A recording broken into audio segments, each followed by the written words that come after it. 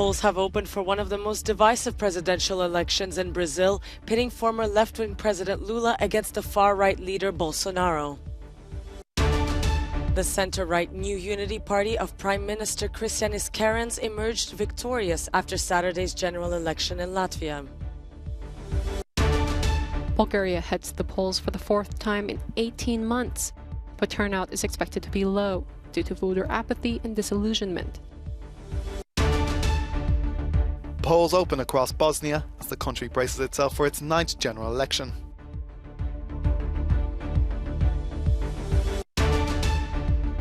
At least 125 people are dead after rioting and a stampede broke out in a football derby in Indonesia. Brazilians started voting this Sunday in a highly polarized general election pitting incumbent President Jair Bolsonaro against his political nemesis, former President Luiz Inácio Lula da Silva. Bolsonaro, often referred to as the Trump of the tropics, has campaigned to increase mining and privatize public companies, and he's a highly controversial figure due to his support for ruthless exploitation of the Amazon and his handling of the COVID-19 pandemic.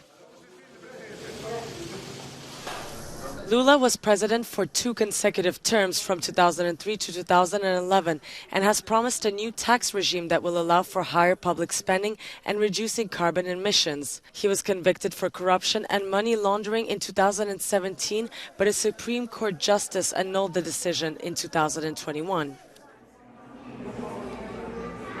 Voting is compulsory for more than 156 million Brazilians eligible. Electoral authorities say they expect final results from the first round to be officially announced this Sunday evening.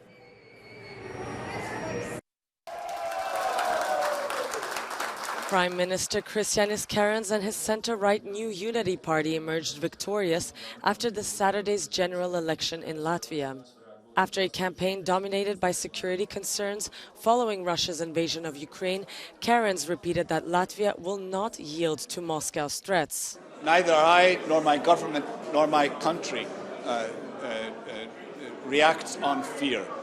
We know Russia, we know Russia's politics for years. We have been arguing and trying to warn our neighbors for years before the war started, so there's nothing new for us. We will continue to invest in our own defense as a NATO member state. We will continue to work together with our NATO partners to ensure that the Latvia and the Baltic regions remains as secure in the future as it is today. Exit polls show that Kariņš's party led the race with 22.5%, followed by the United List, which includes regional parties, and the Greens in second place. The party representing the Russian-speaking minority, called Stability, narrowly scraped past the threshold of 5% necessary to enter parliament.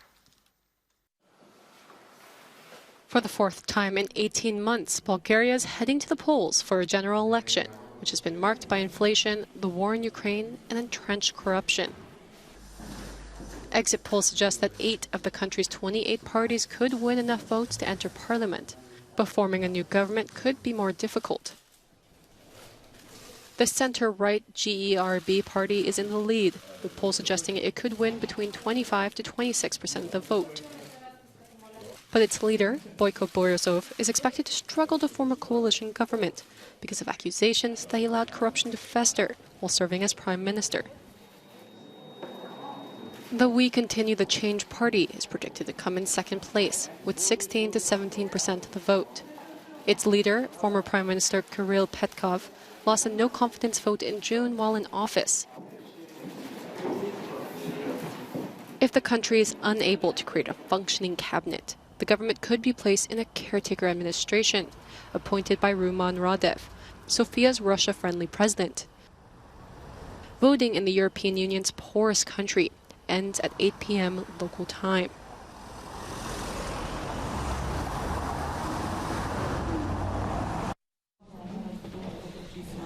Bosnia heads to the polls on Sunday for a general election, but the Balkan country is not expecting any seismic shakeups to its political structure in the ethnically divided nation with a long-established caste of sectarian political leaders. After the Dayton Peace Treaty of 1995, the country consists of the Serb-dominated entity of Republika Srpska and the Bosnia-Croat majority, the Federation of Bosnia and Herzegovina. Njerhunisa Zukic heads an organization that helps Bosnian war refugees return to their homes. But she explains that disenchantment from unemployment and corruption make life difficult to stay in the country. Many lose patience, especially the younger generation. Then they emigrate. One of the reasons for this frustration is Bosnia's complex voting system and parliamentary structure, with 14 different governments and a total of 136 ministers across the regions, as well as a three-way presidency to represent all three ethnic divisions: Orthodox Serbs, Muslim Bosniaks, and Catholic Croats. Another Ukrainian flag unfurled across reclaimed land. Russian Ministry of Defense announced that they are withdrawing from the town of Lyman in the face of Ukrainian forces. President Zelensky says the Ukrainian movement will continue. The Ukrainian flag is already in Lyman, Donetsk region. Fighting is still ongoing there, but there is no trace of any pseudo-referendums. It is logical for Ukraine, and for the enemy, there will be more and more such missteps. They have already started biting each other.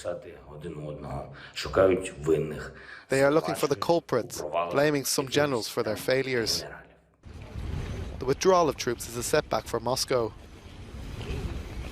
Russian Defense Ministry Chief Igor Konashenkov said, despite the losses, having a significant superiority in forces means the enemy brought in reserves and continued the offensive in this direction.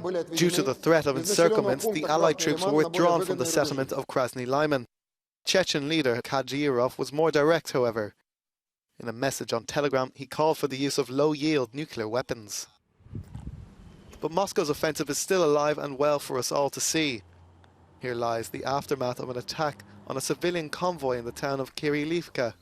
Authorities report 24 dead, including 13 children. They also accuse Russian troops of firing on them in the face of a confrontation with Ukrainian troops.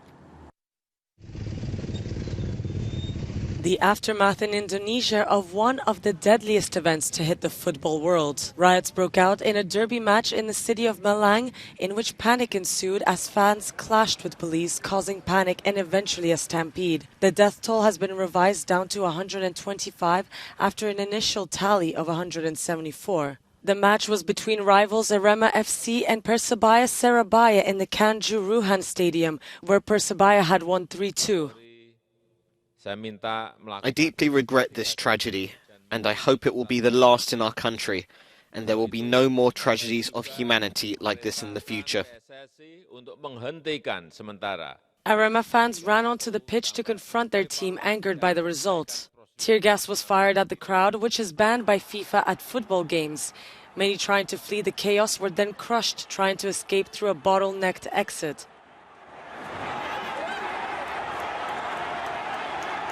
Indonesia's Football Association has since suspended the league until further notice.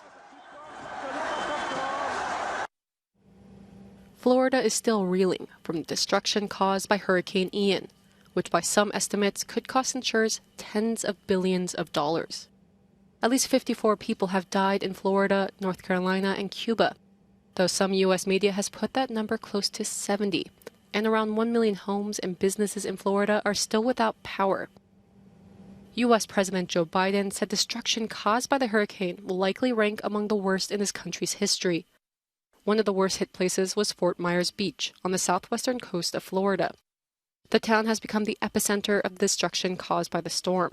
On Pine Island off of Florida's coast, some of the houses were reduced to splinters. One of the volunteers working to rescue people compared the destruction caused by Friday's storm to a war zone. Dynamo has rescued Americans from Afghanistan and refugees from Afghanistan. We rescued refugees and Americans from Ukraine. Now we're rescuing Americans who are now refugees in Florida. The people we just brought, the people that we just brought off, they don't know where they're going. They are effectively homeless. I did it. Okay, so that's okay. 3. Mrs. Reynolds, how does it feel to be leaving? Good, I guess. Mixed. You know, you hate to leave a home you've lived in for 47 years. More than 1,100 people have been rescued from Florida so far.